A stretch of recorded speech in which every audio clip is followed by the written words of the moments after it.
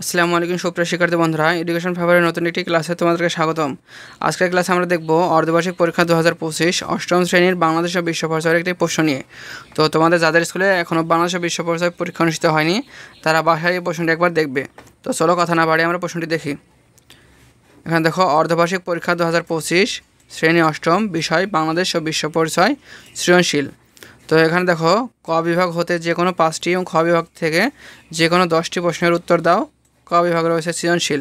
এখানে দেখো, 1 নম্বরে একটি উদ্দীপক রয়েছে এবং উদ্দীপকের আলোকে ক নং প্রশ্ন বলছে কি, সেনরা কোথা থেকে এসেছিল। খতে বলছে ইকলিম ধারণাটি ব্যাখ্যা করো। গতে বলছে ছক 1-এ উল্লেখিত বিষয়টি বাংলার ইতিহাসে কোন ঘটনাকে প্রতিফলিত করেছে ব্যাখ্যা করো। গতে বলছে বাংলার স্বাধীনতায় ছক 2 এর ভূমিকা বিশ্লেষণ করো। এবার দেখো, 2-এর উদ্দীপক এবং ক নং প্রশ্ন বলছে কি, ডরিক রীতি অনুসৃত হয় কোন স্থাপত্যে। খতে বছর প্রত্নতাত্ত্বিক নিদর্শনের অবদান ব্যাখ্যা করো। গত বছর উদ্দীপকে ইংরেজ নির্মমতার সাথে সম্পর্কিত ঐতিহাসিক ঘটনাটি ব্যাখ্যা করো। গত বছর উদ্দীপকে প্রত্ন সম্পদগুলোর আমাদের ইতিহাস ও ঐতিহ্যের স্মারক ও বাহক, তাই এগুলো যথাযথ সংরক্ষণ করা প্রয়োজন বিশ্লেষণ করো। 3-এর কথা বলছে দেখো, ন্যাপ এর অর্থ পূর্ণ কী বা পূর্ণরূপ কী। খতে বলছে মুজিবনগর সরকার মুক্তিযুদ্ধকালীন উপদেষ্টা পরিষদ গঠন করে কেন। গতে বছর শিক্ষার্থীদের প্রথম দেখা দৃশ্যটি মুক্তিযুদ্ধের কোন ঘটনার ইঙ্গিত করে ব্যাখ্যা করো। গতে বছর উদ্দীপকের শেষাংশে দেখা ঘটনাটি এদেশের স্বাধীনতা অর্জনের সাফল্য বহন করে মূল্যায়ন করো। তারপরে এখানে 4-এ কতে বলছে দেখো, জিডিপি এর পূর্ণরূপ কী। খতে বলছে মাথাপিছু আয়ের ধারণাটি ব্যাখ্যা করো। গতে বলছে আরমানের কাজ জাতীয় আয়ের কোন উৎসের অন্তর্ভুক্ত ব্যাখ্যা করো। ঘতে বলছে দেশের মোট জাতীয় উৎপাদনে আরমান ও কামালের কাজে অবদানের তুলনামূলক বিশ্লেষণ করো। এবার দেখো, 6-এর কতে বলছে কি, সংবিধান কি।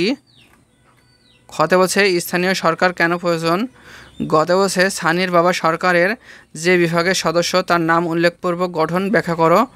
ঘতে বলছে রনির বাবা সরকারের যে বিভাগে কর্মরত তার নাগরিক জীবনকে সুন্দর ও সহজ করে তোলে বিশ্লেষণ করো। 6-এর কতে বলছে কি, সংস্কৃতিকে কয় ভাগে ভাগ করা হয়।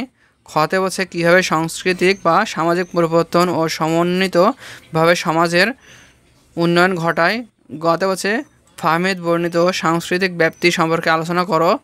ঘতে বলছে তথ্য প্রযুক্তি উন্নয়নে গোটা বিশ্ব একটি বিশ্ব পল্লীতে রূপান্তরিত হয়েছে, তুমি কি একমত বিশ্লেষণ করো। 7-এর কতে বলছে কি, ইমেইলের পূর্ণরূপ কী। খতে বলছে সমবয়সী সঙ্গী কীভাবে সামাজিকীকরণে ভূমিকা রাখে। গতে বলছে ইফাজের ব্যাটম্যান সাজাটা সামাজিকরণের কোন উপাদানের সাথে সাদৃশ্য রয়েছে ব্যাখ্যা করো। ঘতে বলছে বাবা মার ধ্যান ধারণাই ইফাজের মধ্যে প্রতিফলিত হয়েছে বিশ্লেষণ করো।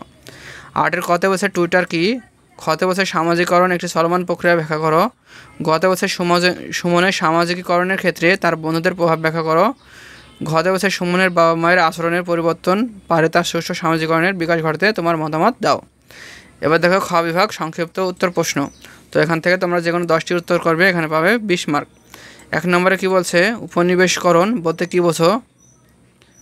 2-এ বলছে ভাস্কো দা গামা ভারতবর্ষে কবে এবং কোথায় পৌঁছান। 3-এ বলছে সুলতানি আমলে বাংলার রাজধানী কোথায় ছিল এবং এর বিশেষত্ব লেখো। 4-এ বলছে আহসান মঞ্জিল জাদুঘরে কী কী সংরক্ষিত হয়েছে। 5-এ বলছে 2রা মার্চ 1971 তারিখে কী ঘটেছিল। 6 বছর বিচারপতি আবু সাইদ চৌধুরী মুক্তিযুদ্ধে কী ভূমিকা পালন করেছিলেন। তারপরে বলছে মাথাপিছু আয় বৃদ্ধির জন্য কী কী প্রয়োজন। মানব সম্পদ বলতে কী বোঝায়। সরকার কীভাবে পরিবর্তন ঘটেছে। 10 বছর মৌলিক অধিকার বলতে কী বোঝায়। 11 বছর সংবিধানের মৌলিক লক্ষ্য উল্লেখ করো। 12 বছর সাংস্কৃতিক পরিবর্তন কীভাবে সময়ের সাথে সম্পর্কিত। 13 বছর সাংস্কৃতিক ব্যক্তি বলতে কী বোঝো। 14 বছর সামাজিকীকরণ বলতে কী বোঝায়। 15 বছর বিশ্বায়ন বলতে কী বোঝায়। এবার আমরা দেখব এমসিকিউগুলো। এখানে দেখো, 1 বছর কত সালে চিরস্থায়ী বন্দোবস্ত চালু হয়। 2 বছর কত সাল থেকে 3 বছরের অনাবৃষ্টির ফলে দেশে দুর্ভিক্ষ দেখা দেয়। 3 বছরে কে সতীদাহ প্রথা ও বাল্যবিবাহ প্রথা রোধ করেন। 4 বছর ভারতবর্ষে প্রথম মুদ্রণযন্ত্র কোথায় স্থাপিত হয়।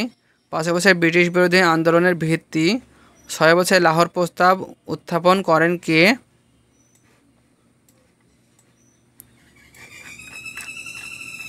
7 বলছে অখণ্ড বাংলা রাষ্ট্র প্রতিষ্ঠার চেষ্টা করেছিলেন।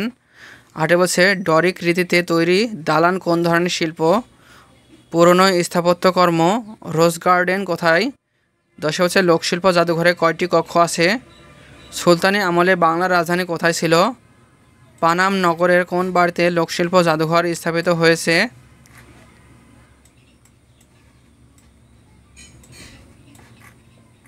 13তে দেখো সমরেশ গাজী সুড়ঙ্গ কোন জেলায় অবস্থিত?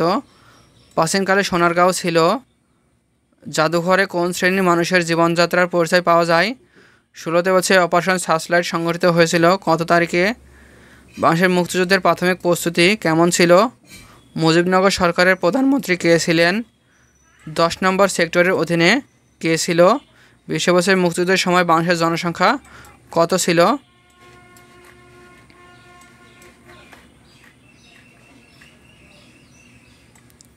21 নম্বরে বলছে মার্ক ট্যালি কে? 22 বছরে বাংলাদেশের কোন জেলা প্রথম শত্রুমুক্ত হয়? 23 নম্বরে রয়েছে 1971 সালের 10ই ডিসেম্বর হোটেলে কন্টিনেন্টালে তথ্য বর্তমান আশ্রয় দেয়। 24 বছর বাংলাদেশের জাতীয় আয়ের বৃহৎ খাত কোনটি? 25 বছরে পোশাক শিল্প, বিদ্যুৎ, গ্যাস, পানি সরবরাহ, খনিজ সম্পদ ও নির্মাণ শিল্প কোন খাতের অন্তর্ভুক্ত? 26 বছরে একটি দেশের অর্থনৈতিক উন্নয়ন কারা সবচেয়ে বেশি অবদান রাখতে পারে? 27 বছর সবচেয়ে বেশি শ্রমশক্তি কোন খাতে নিয়োজিত? 28 বছর বাংলাদেশের জনগণের প্রত্যাশিত আয়ুষ্কাল কত বছর? 29 বছর 2019 সালে বাংলাদেশের সাক্ষরতার হার কত শতাংশ ছিল? 30 বছর বাংলাদেশের প্রত্যাশিত আয়ুষ্কাল কত বছর? তো এই হলো এমসিকিউ টাইপ প্রশ্ন এবং এখানে রয়েছে সৃজনশীল টাইপ প্রশ্ন। তোমরা এই প্রশ্নগুলো বাসায় ভালোভাবে একবার প্র্যাকটিস করবে। তো আজকের ভিডিওটি এ পর্যন্তই। পরবর্তী লেকচারে অন্য কোনো একটি প্রশ্ন নিয়ে আমি হাজির হব। তো ভিডিওটি শেষ পর্যন্ত দেখার জন্য তোমাদেরকে ধন্যবাদ।